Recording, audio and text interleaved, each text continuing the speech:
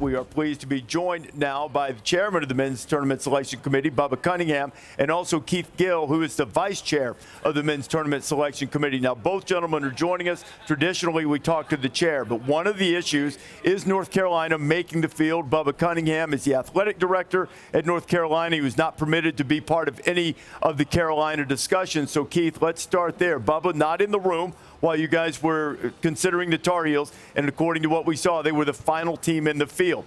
They only have one quad one win, so what got North Carolina into the field of 68? Yeah, thanks for having us, Reese. Really appreciate it. You know, when you look at Carolina's kind of full body of work, and obviously the committee spent a lot of time looking at quad one and certainly recognized the record in quad one, but also when you look at quad two, they're 8-0 in quad two. And so certainly no in quad one, they were 1-12, but they're 8-0 in quad two. They had a really strong strength of record. They had a strong net. They also had a strong WOB.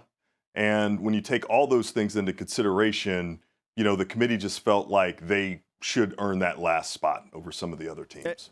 And just to clarify, WOB meaning wins above bubble, which they most certainly were on as a result, too. And as you look at the last four teams in, three power conference teams, Texas, Xavier, and North Carolina, it seems that at least some feeling within the selection committee room leaned that way a little bit to teams. Maybe if they didn't have the biggest record, big number of losses for Texas, quad ones that you mentioned, the problem for North Carolina. Keith, we'll start with you as it pertains to North Carolina, but Bubba can weigh in here too on the other ones. How much did that factor in the level of schedule that you played within your own conference? You know, we always talk about strength of schedule, and obviously with North Carolina, that was a really important thing. They went out and played a really strong schedule, and some folks or some schools get that strength of schedule within their conference. Some get it from the non-conference, and some get it from both. So it's really something that we consider and we talk about a lot, and it's certainly helpful as we evaluate teams.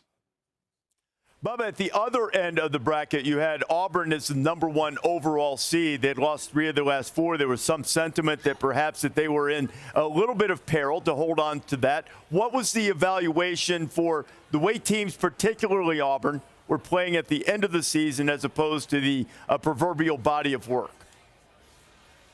Yeah, we really do try to look at the entire year and see how they've done. And what an outstanding year Auburn had. The entire league was outstanding. They had a great year from start to finish. They did lose 3 of the last 4. We talked about that.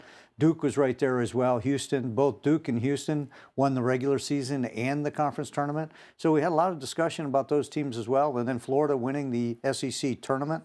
So those 4 teams we thought were clearly the top 4, and Auburn leading the pack. So just congratulations to them and the SEC, and in such an outstanding year, winning 88% of their non-conference games. That was a big factor for sure. Gentlemen, thank you for joining us. We appreciate all of the work you've done and for you answering questions on a couple of delicate topics for both of you there. Keith, Bubba, thank you very much.